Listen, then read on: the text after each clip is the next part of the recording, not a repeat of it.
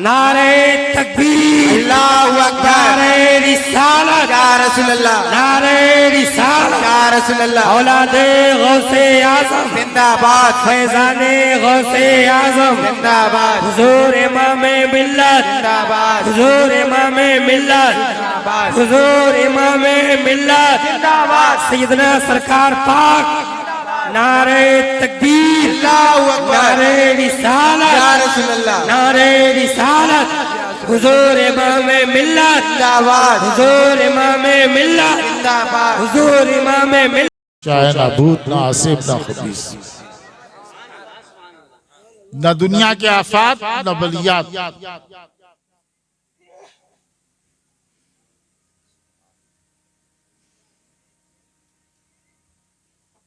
चार पैसा अल्लाह देता है तो सबसे पहले आप टीवी खरीद के लाते हैं। टीवी खरीद के लाते हैं ना। अरे चार पैसा अल्लाह देता है तो सबसे पहले टीवी खरीद के लाते हैं। कुरान नहीं लाते, टीवी खरीद के लाते हैं। टीवी लगा दिया घर में, लड़का नाच रहा है टीवी के शीशे पर, लड़की नाच रही है, लड़का लड़की को चूम रहा है, लड़की लड़के को चूम रही है, लड़का लड़की को दबोच रहा है, लड़की लड़के को दबोच रही है। बलात्कारी जिनाकारी तक दिखाई जाती है, दिखाई जाती है ना जिनाकारी, बलात्कारी दिखाई जाती है ना। आप ईमानी दिल के साथ बताइए कि जिस घर में नाच हो वहां खुदा की रहमत आएगी। अरे बोलो भाई, नहीं पीछे वाले, खुदा की रहमत आएगी। वहां जिस घर में नाच हो, आपके अकीदे के मुताबिक वहां खुदा की रहमत नहीं आएगी। शैतान आएंगे, भूत आएंगे, आसिब आएंगे, खबीस आएंगे, आफात आएंगे, बलियात आएंगे। अगर आप चाहते हैं कि आपके घर में खुदा की रहमत आए तो आप अपने घर में कुरान की तिलावत कीजिए, अल्लाह की रहमत आएगी। अल्लाह की रहमत आएगी। कलमा पढ़िए, अल्लाह की रहमत आएगी। दरूद पढ़िए, अल्लाह की रहमत आएगी। तस्बीह पढ़िए, अल्लाह की रहमत आएगी। इस्तिग़फ़ार पढ़िए, अल्लाह की रहमत आएगी। अल्लाह की हम्द पढ़िए, अल्लाह की रहमत आएगी। नबी की नात पढ़िए, अल्लाह की रहमत आएगी। बुजुर्गों की मुनक़बत पढ़िए, अल्लाह की रहमत आएगी। आगे नबी ने फरमाया, हफ़्फ़तहुमुल मलाइका, जो लोग कुरान पढ़ते हैं फरिश्ते उसे घेरे में ले लेते हैं। आप लोगों के साथ सिपाही चलते हैं? अरे आप लोगों के साथ सिपाही चलते हैं? नहीं चलते। अब विधायक बन जाइएगा तो चलेंगे, और मिनिस्टर बन गए तो 10-15 कमांडोज चलेंगे, दाएं बाएं आगे पीछे घेरे में लेके। पेशाब करने के लिए मिनिस्टर साहब सड़क किनारे उतरे तो भी मशीन गन लिए खड़ा रहता है एक कमांडो। कोई गोली न चला दे, मर्डर न कर दे।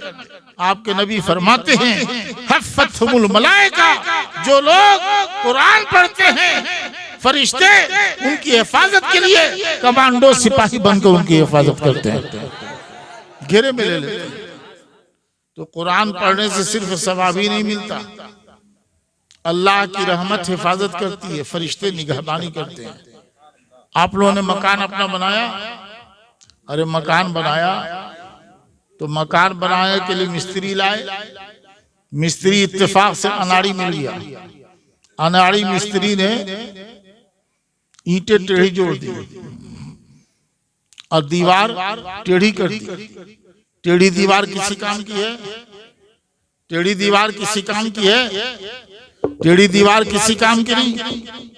टेढ़ी दीवार हुई, आपने देखा, डांटा डपटा, राजमिस्त्री को भगा दिया, मजदूरी भी नहीं दिया।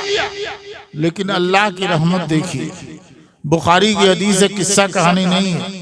आपके नबी फरमाते हैं, अल्लज़ी यक़रउल कुरान व यतताअ फ़ीहि व शाक़्क़ु अलैहि, जो कुरान पढ़ता है अटकता है, टोटो को पढ़ता है, जैसे तैसे पढ़ता है, अनाड़ी है, पढ़ने नहीं आता, जैसे तैसे पढ़ रहा है, टोटो को पढ़ रहा है, तो मजदूरी कटती और घटती नहीं है, बल्कि नबी फरमाते लहू अजरान, उसके लिए दुगना सवाब है।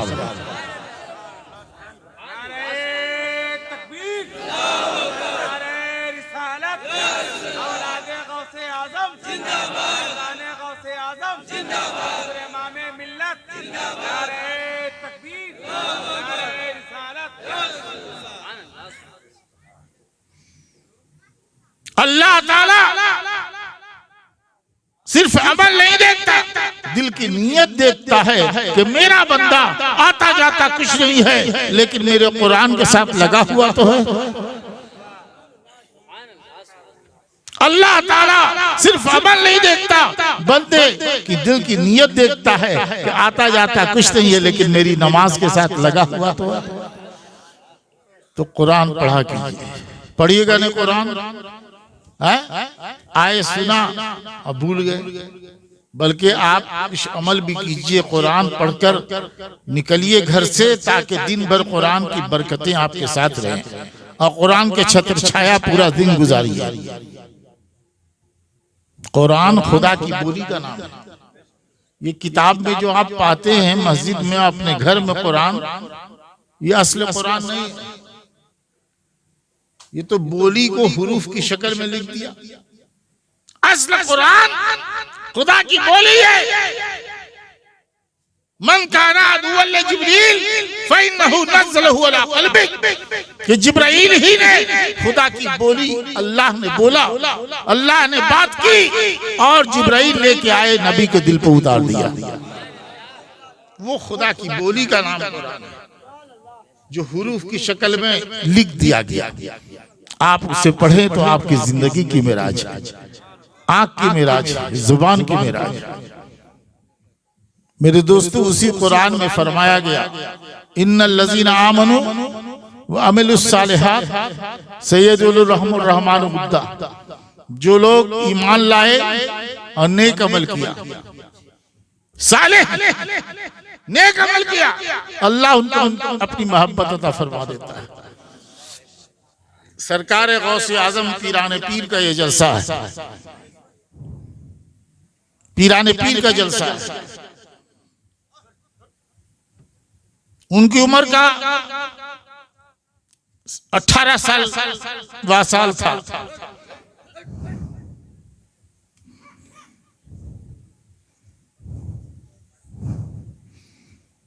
आप गए चरागाह की तरफ, मैदान की तरफ निकले, एक बैल मिला। उसने कहा कि ऐ अब्दुल कादिर, तुम इसके लिए पैदा नहीं किए गए। आए, घर पर चढ़े और निगाह उठाई तो वहां से अरफात का मैदान नजर आया। माँ के पास गए, कहा कि माँ, मैं चाहता हूं कि तालीम हासिल करने के लिए बगदाद जाऊं।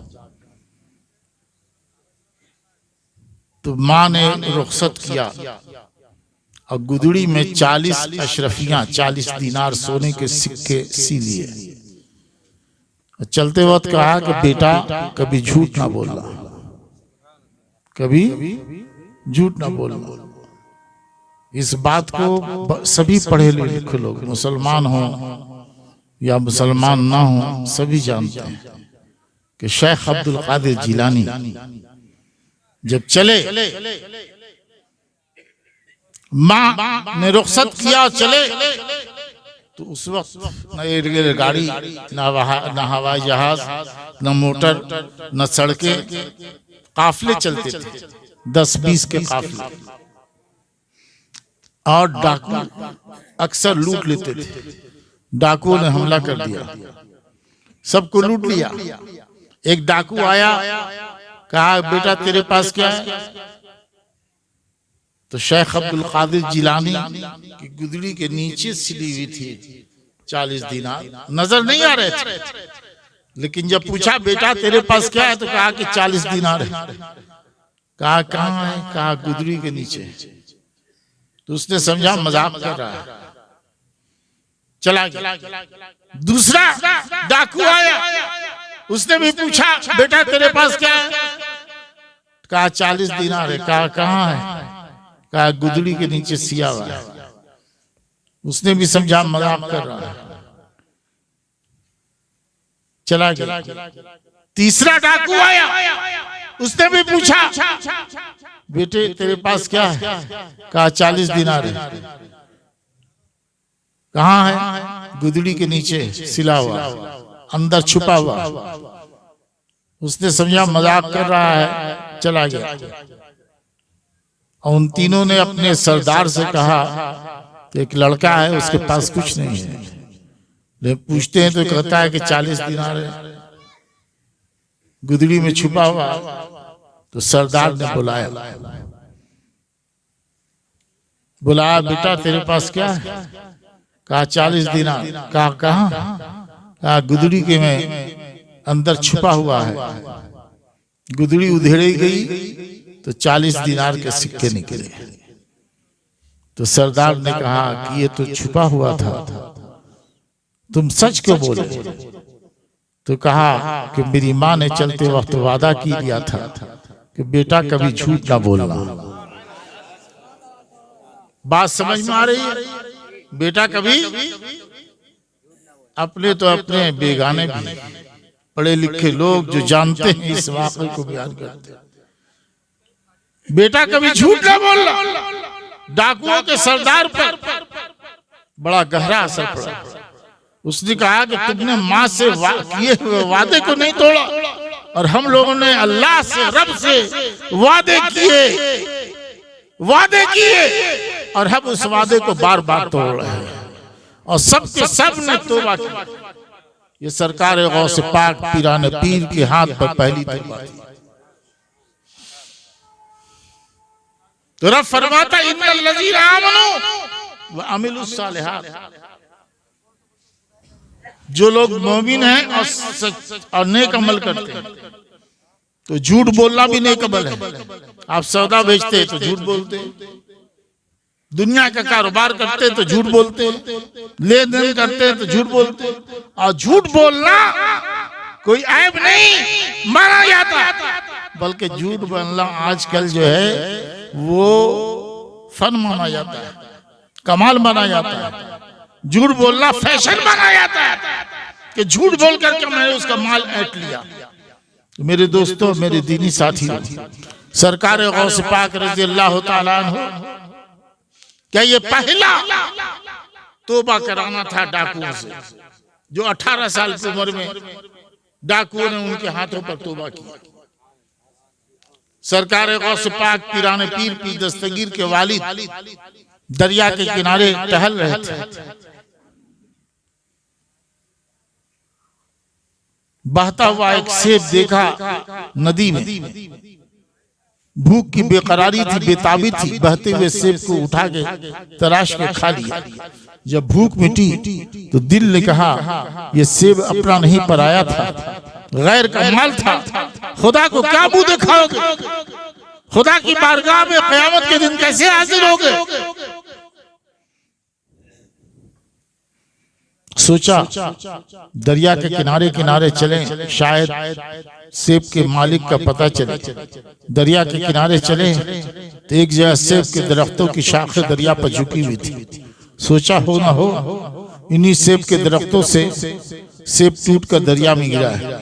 गए मालिक के बाग के पास, कहा ऐ मालिक के बाग, भूख की बेकरारी बेताबी में मैंने दरिया में बहता हुआ सेब तराश कर खा लिया है।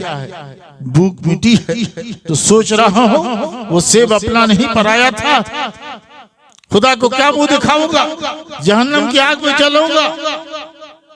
जब मालिक बाग ने ये बात सुनी तो दिल ने कहा कि ऐसे पाकबाज शख्सियत पर एक सेब के हजारों बागात निछावर किया सकते हैं, लेकिन अगर माफ कर दिया तो आया है चला जाएगा। अल्लाह ने किसी किस्मत में जो सआदतें दी हैं उससे फैज़याब नहीं हो सकते। तो उन्होंने एक बहाना तराशा कि मेरी आप 1 साल तक बागबानी करोगे तभी हम सेब के हक को माफ करेंगे। एक सेब खाने के पादाश में 1 साल तक बाग की बागबानी करना बड़ा मुश्किल था, लेकिन दुनिया की हर सजा गवारा है, जहन्नम की आग गवारा नहीं है। साल भर तक बागबानी की, साल बीत गया तो खुसरो मोहतरम से कहा, अब्दुल्लाह सौमई से, अब तो साल बीत गया है, अब तो सेब के हक को माफ कर दीजिए। खूब परख लिया था, जांच लिया था। ऐसी शख्सियतों को जिंदगी से अलग नहीं करते, जिंदगी में शामिल करते।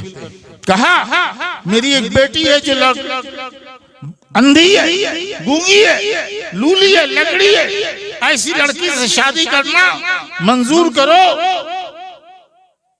तभी मैं सेब के हक को माफ करूंगा। अंधी लड़की से शादी करना, आज तो परी लड़की मिलती है फिर भी जहेज चाहिए, लेकिन अंधी लड़की, गूंगी, लूली, लंगड़ी से शादी करने की बात है। सैयदना अब्दुल कादिर जिलानी तैयार हो गए। दुनिया की हर सजा गवारा है, लेकिन जहन्नम की आग गवारा नहीं। शादी हुई, जब कमरे अरूसी में धड़कते दिल के साथ पहुंचे तो देखा कि जो लड़की बैठी है वो ना गूंगी है, ना अंधी, न लंगड़ी है, न लूली, बल्कि जन्नते अर्जी की हूर है, शाहकार खुदरत है, हुस्न का आफ्ताब है, हुस्न का महताब है, हुस्न का आफ्ताब है, हुस्न का महताब है। हयालू निगाहों को नीचे किए वापस पलट आए। खुसरो मोहतरम के पास पहुंचे, कहा, खुसरो मोहतरम शायद लड़की बदल गई। कहा खुसरो ने कि लड़की बदली नहीं है, लड़की वही है। मैंने कहा था अंधी है। अंधी इसलिए कहा था कि आज तक उस लड़की ने शरीयत के खिलाफ कोई चीज नहीं देखी है, इसलिए मैंने कहा था अंधी है। मैंने कहा था गूंगी है, आज तक शरीयत के खिलाफ चल करके नहीं गई। आज मैंने कहा था लूली है, उसने शरीयत के खिलाफ कोई काम नहीं किया है। मैंने कहा था लंगड़ी है, आज तक शरीयत के खिलाफ कदम चल करके नहीं गई है। तो ऐसे पाकबाज इफ़्फ़त शार मर्द का नाम अबू सालेह जंगी दोस्त था, और ऐसी इफ़्फ़त मआब औरत का नाम हजरते उम्मुल खैर फातिमा उम्मुल खैर था। चमन तकवे का था, चमन तकवे का था। उस तकवे के चमन में जो फूल खिला वो भी तकवे का शाहकार था, जिन्हें हम और आप सैयदना गौसे आजम, कुतुब रब्बानी, पीर लासानी सैयदना अब्दुल कादिर जिलानी के नाम से जानते हैं, पहचानते हैं।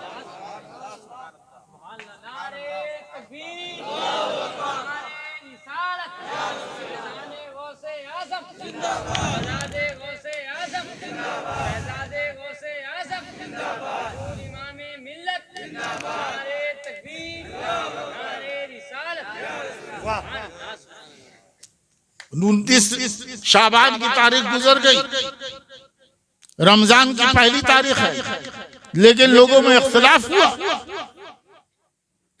कि रमजान का चांद नजर आया कि नजर नहीं आया। लोग पूछने के लिए सैयदना अब्दुल कादिर जिलानी गौसे आजम के घर में आए। गौसे आजम दूध पीते बच्चे थे। जब आए तो लोगों को मालूम हुआ कि बच्चा, दूध पीने वाले बच्चे ने आज दूध नहीं पिया है। दूध पीने वाले बच्चे ने आज दूध नहीं पिया है। तो सरकार गौसे पाक पीराने पीर ने कि दूध ना पीने से लोगों ने समझा कि आज रमजान की पहली तारीख है, आज रमजान की पहली तारीख है।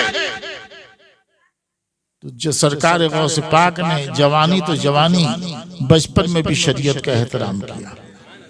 मेरे दोस्तों, हम सैयदना गौसुल आजम कहते हैं। गौसे आजम के माने होते हैं मुसीबत दूर करने वाला, फरियाद दूर करने वाला, परेशानी दूर करने वाला। परेशानी दूर करने वाला तो अल्लाह है। परेशानी कौन दूर करने वाला है? इन मुल्क इल्ला लिल्लाह, सारी सल्तनत तो अल्लाह की है। परेशानी दूर करने वाला अल्लाह है। तबारक अल्लाहु लज़ी बियदिहिल मुल्क व हुवा अला कुल्लि शैइन क़दीर। बरकत वाला अल्लाह कि सारी सल्तनत उसी के हाथ में। तो गौसे आजम परेशानी दूर करने वाले कैसे हो गए? बात समझ में आ रही है? तो एक चीज होती है जाती और एक चीज होती है अताई। आपके यहाँ जिले का सबसे बड़ा हाकिम क्या कहलाता है? कलेक्टर। कलेक्टर कहलाता है। कलेक्टर साहब जब तक कलेक्टर नहीं बनाए गए कोई पावर नहीं, कोई अख्तियार नहीं, लेकिन जब कलेक्टर बना दिए गए तो पावर वाले बना दिए गए, इख्तियार वाले बनाए गए। जब तक कलेक्टर नहीं बनाए गए ना किसी को कुछ दे सकते, ना किसी को कुछ ले सकते, ना किसी से छीन सकते, ना किसी को कुछ दे सकते। लेकिन जब कलेक्टर बना दिए गए तो पावर वाले बना दिए गए, इख्तियार वाले बना दिए गए। आप लोगों ने जो है वो खामोशी के रोजा रखा है क्या? स्टेज वाले इंजन होते हैं और मजमे में बैठे हुए लोग जो होते हैं वो डब्बे होते हैं। इंजन चलता है तो डब्बे चलते हैं, और इंजन रुका तो डब्बे रुक जाते हैं। आप लोग स्टेज पर बैठे तो स्टेज पर बैठने का हक अदा कीजिए ना। अच्छी बात सुनिए तो सुभान अल्लाह कहिए।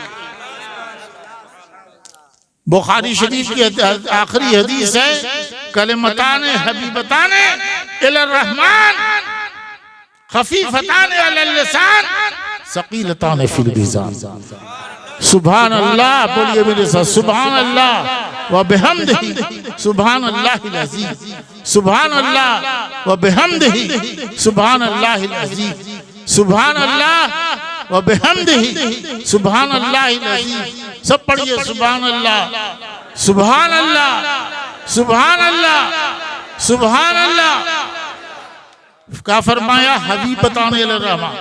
ये सुभान अल्लाह की बोली अल्लाह की बारगाह में महबूब। आपका बेटा 2 साल का हो, तुतला है, लेकिन फिर भी उसकी बोली अच्छी लगती है और बोली प्यारी है तो बेटा भी तो प्यारा लगता है। बोली महबूब है तो बेटा भी महबूब है। तो जब सुभान अल्लाह की बोली रब को महबूब है तो आप बोलेंगे तो आप भी अल्लाह के महबूब हो जाएंगे। जोर से बोलिए सुभान अल्लाह। कलेक्टर साहब जब तक घर पर हैं, कलेक्टर नहीं बनाए गए, कोई पावर नहीं, कोई इख्तियार नहीं, लेकिन जब कलेक्टर बना दिए जाते हैं तो पावर वाले बना दिए जाते हैं, इख्तियार वाले बना दिए जाते हैं।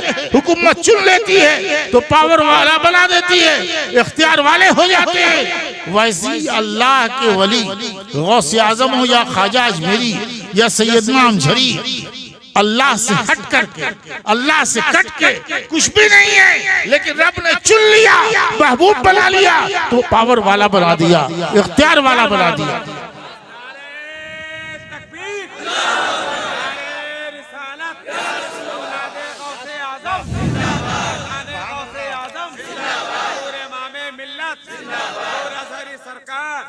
इधर आइए, दाना लगा रहे हैं बहुत ज्यादा। इधर आइए, इधर आइए।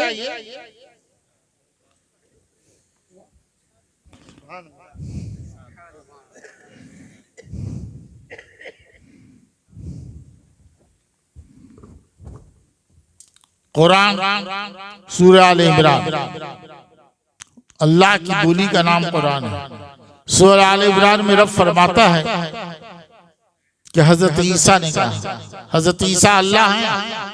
अरे बोलो भाई, हजरत ईसा अल्लाह हैं, अल्लाह के बंदे, रसूल हैं, पैगंबर हैं। हजरत ईसा कहते हैं इन्नी अखलुकु लकुम मिनत-तीन कहयतित तैर फअनफुखु फीहि फयकूनु तैरन बिइज़्निल्लाह। हजरत ईसा ने कहा मैं मिट्टी का परिंदा बनाऊंगा, मैं मिट्टी का परिंदा बनाऊंगा और उसमें फूंकूंगा। मिट्टी का परिंदा या देखा है? पहले मिट्टी के परिंदे बनते थे, तोता, मैना, मोर। अब प्लास्टिक के मिलने लगे, मिट्टी के बन हो गए। मिट्टी के परिंदे बनते थे, तोता, मैना, मोर। हजरत ईसा ने कहा मैं मिट्टी का परिंदा बनाऊंगा और उसमें फूंकूंगा तो मेरी फूंक में अल्लाह ने वो इख्तियार दिया है कि मेरी फूंक से मिट्टी का परिंदा जिंदा होकर हवा में उड़ने लगेगा। जिंदा करना किसका काम है? अल्लाह का काम है ना। हज़रत ईसा कह रहे हैं कि मैं जिंदा कर दूंगा, तो ये तो शिर्क हो गया। देवबंदियों की जुबान में ये शिर्क हो गया। तो कुरान शिर्क की तालीम देता है, कुरान तो तौहीद की तालीम देता है। तो पता चला असल इख्तियार अल्लाह का है, अल्लाह जिसे चाहे इख्तियार वाला बना दे। असल इख्तियार अल्लाह का है, जिंदा करना अल्लाह का इख्तियार है, अल्लाह जिसे चाहे इख्तियार वाला बना दे। आगे फरमा उब्रहुल अकमा वल अबरस, मैं पैदाशी अंधे को, पैदाशी कोढ़ी को अच्छा कर दूंगा। पैदाशी अंधे को दुनिया का बड़ा से बड़ा डॉक्टर, करोड़ों रुपए दे दीजिए, आंख नहीं दे सकता। लेकिन हजरत ईसा कहते हैं कि मैं पैदाशी अंधे को आंख वाला बना दूंगा। पैदाशी अंधे को आंख वाला बनाना अल्लाह का काम है, लेकिन ईसा कहते हैं कि मैं बना दूंगा अल्लाह के दिए हुए इख्तियार से। तो पता चला असली इख्तियार अल्लाह का है, अल्लाह जिसे चाहे इख्तियार वाला बना दे। आपके दादा वाला का इंतकाल हो गया ना? अरे दादा का इंतकाल हो गया, वालिद हो सकता है जिंदा हो, लेकिन दादा तो मर गए। तो फूंक मार के दादा को जिंदा किया था। फूंक मार के आप में से कोई भी दादा को जिंदा कर सकता है, लेकिन ईसा अलैहिस्सलाम का मशहूर मौज़ा है और खुद फरमाते हैं, कुरान कहता है सूरह आल इमरान आयत नंबर 49 में, ओहिल मौत बिइज़्निल्लाह, मैं मुर्दों को अल्लाह के दिए हुए इख्तियार से जिंदा कर दूंगा। तो जिंदा करना तो अल्लाह का काम है। तो हजरत ईसा का ये कहना कि मैं जिंदा कर दूंगा, ये तो शिर्क हो गया देवबंदियों की जुबान में। तो पता चला असल इख्तियार अल्लाह का है, अल्लाह जिसे चाहे इख्तियार वाला बना दे। अल्लाह का इख्तियार ज़ाती है, अंबिया औलिया का इख्तियार अताई है। अल्लाह का इख्तियार ज़ाती है, अंबिया औलिया का इख्तियार अताई है। आपने दोपहर में क्या खाया है बगल वाले को नहीं मालूम। खिचड़ी खाया कि भात, पुलाव खाया कि बिरयानी, नहीं मालूम, किसी को नहीं मालूम कि आपने दोपहर में क्या खाया है। ये गैब की बात है। लेकिन ईसा अलैहिस्सलाम कहते हैं उनब्बिउकुम बिमा ताकुलून व मा तदखरून, ऐ लोगों मैं बता दूंगा कि तुम घर से क्या खा के आए हो। खिचड़ी खाया कि भात, पुलाव खाया कि बिरयानी। नारे तकबीर, नारे रिसालत, औलादे गौसे आजम, फैजाने गौसे आजम, हुजूर इमामे मिल्लत, हुजूर अजहरी सरकार, नारे तकबीर, नारे रिसालत। तो गैब की बात, ठीक है बैठिए, गड़बड़ मत कीजिए। गैब की बात तो अल्लाह जानता है। और हजरत ईसा का कहना मैं बता दूंगा, ये तो शिर्क है देवबंदियों की जुबान में। तो पता चला असली इल्म गैब ज़ाती अल्लाह को हासिल है, अल्लाह जिसे चाहे अता कर दे। और जब ईसा अलैहिस्सलाम के इल्म गैब का आलम यह है और ईसा अलैहिस्सलाम के इख्तियार का आलम यह है, तो सैयदुल अंबिया के इख्तियार का आलम क्या होगा। तो सरकार गौसे पाक को हम गौसे पाक कहते हैं, इस एतबार से नहीं कहते कि खुद वो दूसरों की मुश्किल कुशाई करते हैं, बल्कि अल्लाह ने उनको इख्तियार वाला बना दिया है, पावर वाला बना दिया, मखलूक की दस्तगीरी का इख्तियार अता फरमा दिया है।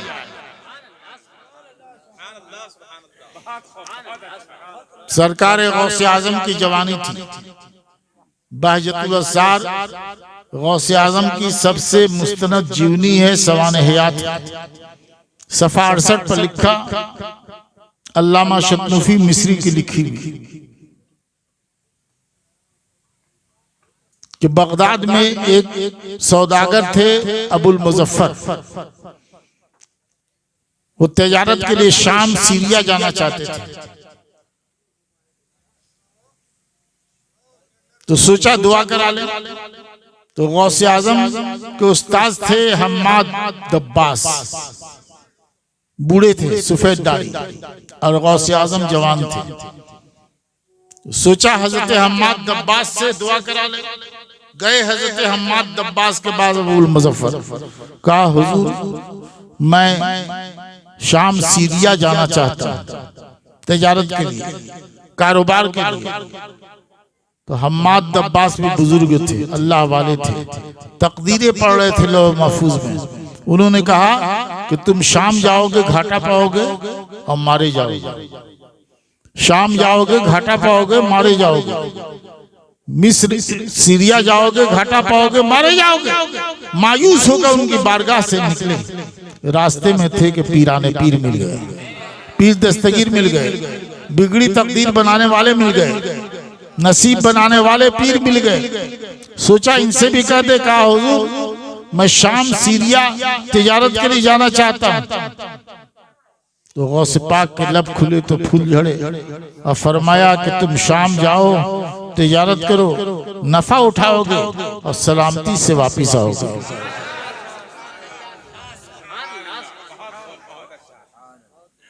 सलामती के साथ वापिस आओगे। ये गए सीरिया में तिजारत की,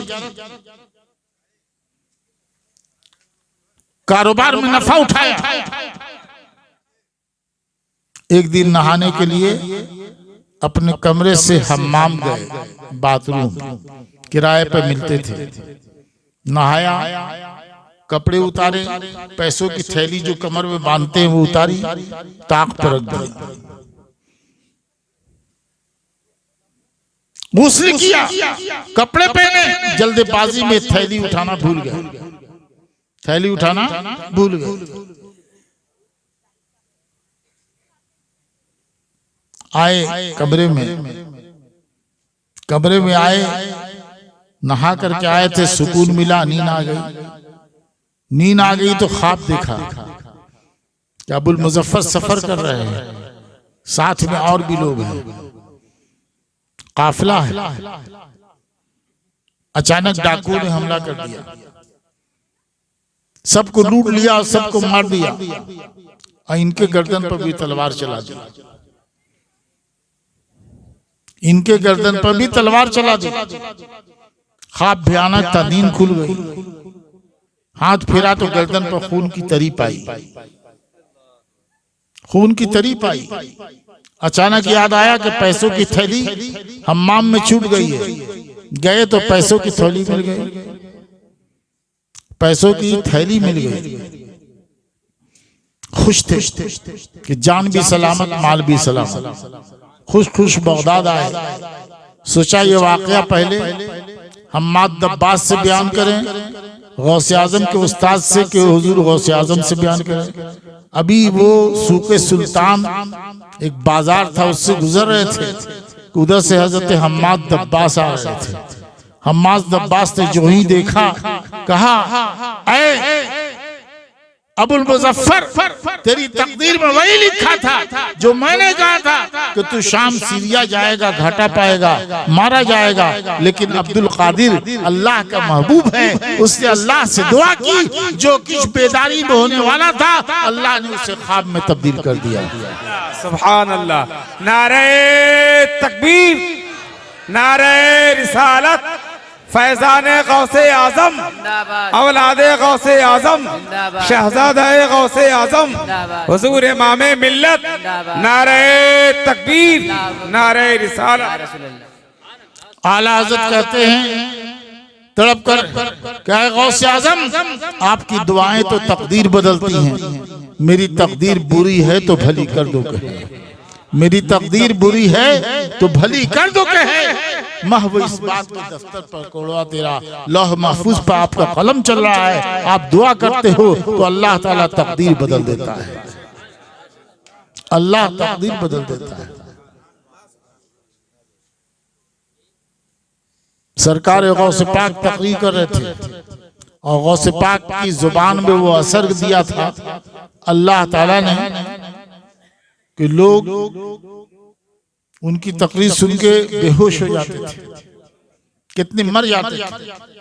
और जिस मजलिस का ये वाकया मैं बयान कर रहा हूं उसमें 7 आदमी मर गए। बहजतुल असार की रवायत है 7 आदमी गौसे आजम की तकरीर सुन करके मर गए। सरकार गौसे पाक तकरीर कर रहे थे। तकरीर करते करते गौसे आजम अपनी कुर्सी से उतरे और उतर करके मजलिस में बैठे हुए अली बिन हयती गौसे आजम के मुरीद और खलीफा उनके सामने हाथ बांध के जाके खड़े हो गए। अब सारा मजमा हैरान है कि ये गौसे आजम खुद सैयदुल औलिया है, सैयदुल उलमा है और हाथ बांधे खड़े हैं। लेकिन किसी में हिम्मत ना थी कि पूछे कि मामला क्या है। जब थोड़ी देर के बाद अली बिन हयती की नींद खुली तो खुद गौसे पाक ने पूछा कि ऐ अली बिन हयती, मैं तकरीर कर रहा था, तुम सो गए, ख्वाब में क्या देख रहे थे? तो कहा हुजूर ख्वाब में मैं नबी पाक की जियारत कर रहा था। ख्वाब में मैं नबी पाक की जियारत कर रहा था। आप समझ में आया लोगों को? अली बिन हयती तो ख्वाब में नबी की जियारत कर रहे थे, लेकिन गौसे पाक मिंबर से उतरकर उनके सामने पहुंच गए और हाथ बांध के खड़े हो गए। तो अली बिन हयती तो ख्वाब में देख रहे थे और गौसे पाक जागती हुई आंखों से नबी पाक का दीदार कर रहे थे। जागती हुई आंखों से नबी पाक का दीदार कर रहे थे और वो अली बिन हयती के सामने नहीं खड़े थे बल्कि नबी की बारगाह में हाथ बांधे खड़े थे। आप लोग मेराज जानते हैं? मेराज पर तकरीर सुनी है? मेराज नबी को हुई 27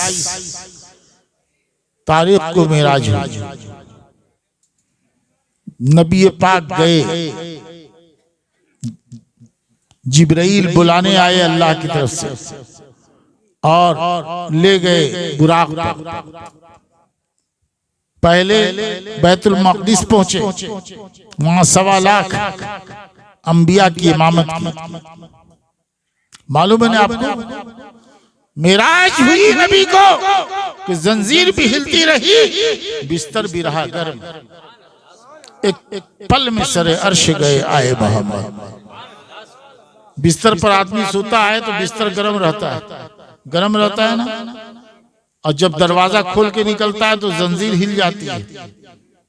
तो नबी पाक बिस्तर पर सोए तो बिस्तर गर्म था और छोड़ के मेराज के लिए गए और कमरे से निकले, दरवाजा खुला तो जंजीर हिली। और जब बैतुल मक़दिस में पहुंचे, जिसका खुद कुरान शाहिद है, और वहां से पहले दूसरे तीसरे चौथे पांचवें छठे सातवें आसमान पर सिदरतुल मुंतहा, फिर दना फतदल्ला फकाना काबा कौसैन अदना कि रब से करीब हो गए। इतने करीब हुए कि 2 कमान का फासला रह गया। और जब लौट करके आए, लाखों मील का फासला तय करके, तो जंजीर वैसी ही हिल रही थी और बिस्तर वैसे ही गर्म था। लाखों मील की सफा मेराज का वाकया नबी पाक का मौजज़ा है कि लाखों मील की मसाफत तय कर ली। लेकिन जब लौट करके आए तो जंजीर हिलती रही, बिस्तर भी रहा गर्म। बात समझ में आई? तो सरकार गौसे पाक वो हैं जो नबी के मजहर है। आला हज़रत कहते हैं कि मुस्तफ़ा के तने पे साया का साया देखा, मुस्तफ़ा के तने बेसाया का साया देखा। नबी के बदन का साया ना था, जमीन पर चलते थे तो साया नहीं आता था, लेकिन नबी का साया अगर दुनिया में है तो गौसे आजम आपकी ज़ात पाक है। मुस्तफ़ा के तने बेसाया का साया देखा, जिसने देखा मेरी जान जलवे ज़ेबा देखा। तो सरकार गौसे पाक पीराने पीर दस्तगीर रज़ी अल्लाह ताला अन्हु वो है जो नबी के मजहर है। खुद फरमाते कुल्लु वलीन अला कदमिन नबी वाना अला कदमिन नबी बदरुल कमाली। क्या लोगों, हर नबी हर वली किसी नबी का आईना होता है, मजहर होता है, पर्दा होता है। और मैं नबी के अपने नबी का आईना हूँ कि मेरे नबी नबूवत के आसमान के 14वीं के चांद थे और मैं विलायत के आसमान के 14वीं का चांद।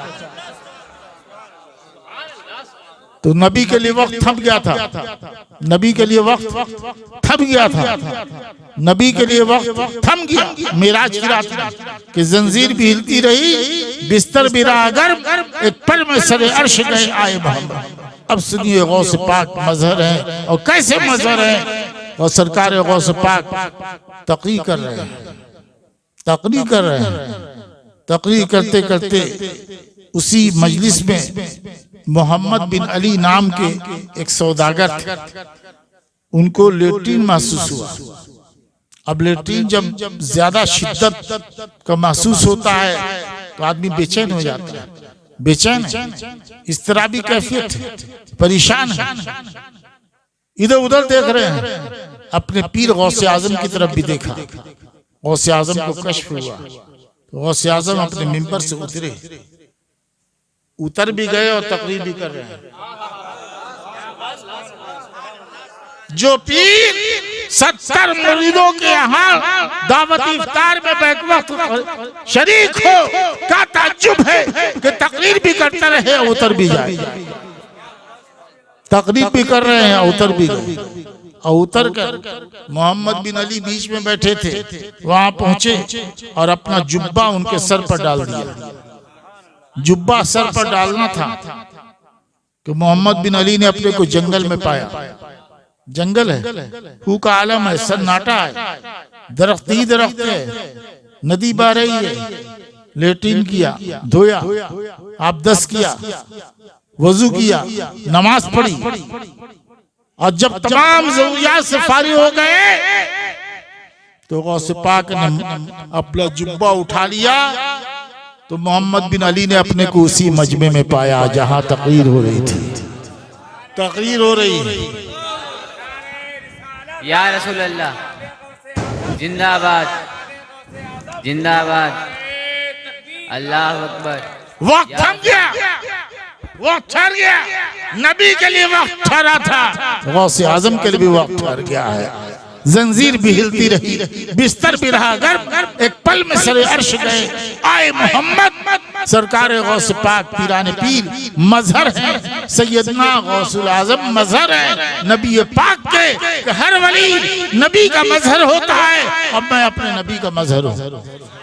मुस्तफा के तने बेसाया का साया देखा, जिसने देखा मेरी जान जलवे देवा। गौसे आजम सोए नहीं है, किस्मत का नसीबा जागा है, किस्मत बेदार हुई है, किस्मत ने करवट ली है। नबी पाक का दीदार हुआ ख्वाब ही में। पूछा बेटे तकरीर क्यों नहीं करते? कहा सरकार तकरीर करता हूँ, जुबान लुकनत खाती। फिर खामोशी का आप लोगों ने, फिर खामोशी का रोजा रख लिया। बैठे हैं तो हक अदा कीजिए, वरना उतर जाइए। चुप रहिए। सरकार गौस पाक पीराने पीर बैठे, सोए नहीं, किस्मत का नसीबा जागा है। नबी पाक की ज़ियारत नसीब हुई, किस्मत बेदार हुई है, किस्मत ने करवट ली है, नबी का दीदार हुआ। नबी ने पूछा बेटे तकरीर क्यों नहीं करते? कहते हैं कहा अर्ज किया तकरीर करता हूँ, जुबान लड़खड़ाती है, जुबान लुकनत खाती है। नबी पाक ने ख्वाबी में 7 बार अपना लुआब गौसे आजम के मुंह में डाल दिया। और नबी का लुआब तो वो लुआब है कि मदीने के खारे पानी में डाल दें तो पानी मीठा हो जाए। और नबी अपना लुआब अली के बीमार आंख में लगा दे तो खैबर के मैदान में अली की बीमार आंख अच्छी हो जाए। तो गौसे पाक के मुंह में लुआब डाल दिया तो जो जुबान लुकनत खाती थी वो फसाहत से बदल गई।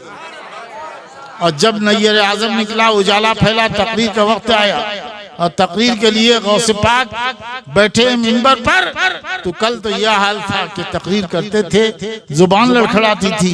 आज जब नबी ने लुआब डाल दिया है, तकरीर के लिए बैठे हैं तो फसाहत का दरिया बारा बलावत। सुभान अल्लाह, सुभान अल्लाह। बहुत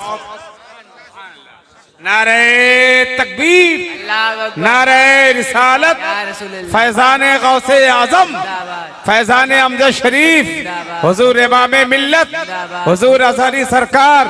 नारे तकबीर, नारे रिसालत।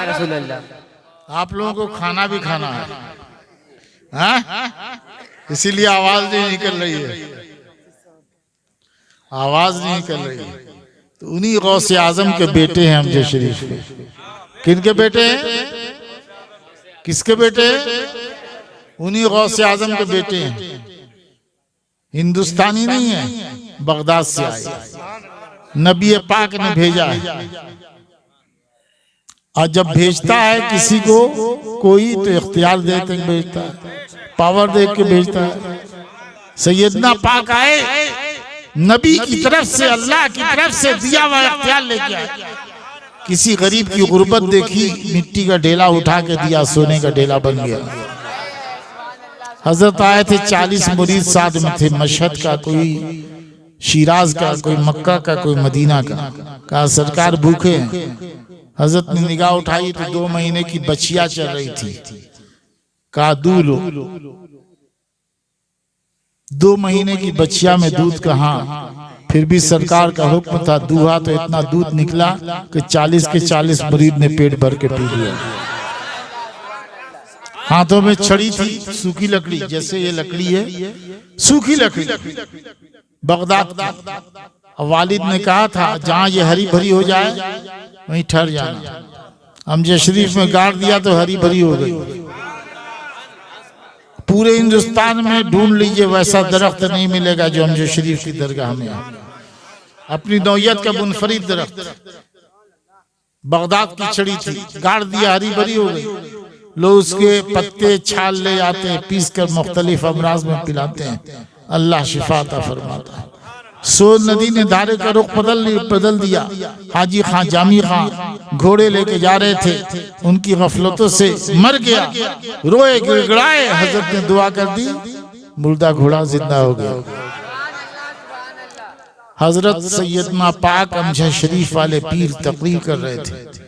तकरीर करते करते हाथ बढ़ा दिया, तकरीर करते करते हाथ बढ़ा दिया तो आस्तीन सूखी थी। हाथ लौटाया तो आस्तीन भीग गई, आस्तीन भीग गई। अब सभी हैरान कि माजरा क्या है। अब किसी में हिम्मत नहीं कि पीर से पूछे। थोड़ी देर में उस्मान खां, मियाँ खां आए शेखपुरा नाम के गांव से। अब मुरीदों से बताया कि हम लोग चले तो रास्ते में पुनपुन नदी मिली। पुनपुन नदी में बाढ़ था, सैलाब था। हम लोग कश्ती पर सवार हुए, कश्ती भंवर में डगमगा गई। अब डूबी तब डूबी। हमने पुकारा मेरे पीर मदद कीजिए। अचानक एक हाथ बढ़ा जिसने कश्ती पकड़कर किनारे कर दिया। अब लोगों ने जान लिया कि हाथ सैयदना का हाथ था कि जब बढ़ाया था तो आस्तीन सूखी थी और नदी में दाखिल करके जब किनारे लगाया तो हाथ भीग गया। बात समझ में आ रही है? निस्बत अल्लाह वालों से जोड़ना खुशनसीबी की बात है। कपड़े की दुकान में गए आप लोग, अरे कपड़े की दुकान में गए, कपड़ों को चूमिए तो दुनिया कहेगी पागल है। आधा गज कपड़ा लाइए, कुरान शरीफ से लपेट दीजिए। कपड़ा कुरान से निस्बत पा गया तो इसे कहते हैं जुज़दान। क्या कहते हैं? जुज़दान। और कुरान पढ़ने के लिए उठाते हैं तो पहले जुज़दान चुनते हैं ना। वही कपड़ा दुकान में था तो चुनते ना थे। और जब कपड़े ने कुरान से निस्बत पा लिया तो कपड़ा भी इज्जत वाला हो गया, अजमत वाला हो गया। कपड़े की तकदीर संवर गई। कपड़ा निस्बत पाए कुरान से तो कपड़े की तकदीर संवर जाए। आपकी निस्बत रूहानी सरकार गौसे पाक से हो जाए तो बिगड़ी तकदीर बने, बिगड़ा मुकद्दर संवर जाए। जूता जानते हैं? जूता जूता कितने का मिलता है? 500 का और 50,000 का भी मिलता है, ब्रांडेड कंपनी का। तो 50,000 का कीमती जूता कोई सर पर रख दे तो आप लोग खुश हो जाइएगा, झगड़ा हो जाएगा, लड़ाई हो जाएगी। लेकिन नसीब जाग जाए, किस्मत बेदार हो जाए और आपको आपके नबी का फटा पुराना जूता मिल जाए। नारे तकबीर, नारे रिसालत, सरकार की आमद, मक्की की आमद, मदनी की आमद। 50,000 का जूता भी रख दिया जाए तो झगड़ा हो जाए, लेकिन निस्बत नबी के कदमों से पा ली है, फटा पुराना जूता है और मिल जाए आपको तो सर का ताज है, जिंदगी की मेराज है। खड़े होकर सलाम पढ़िए।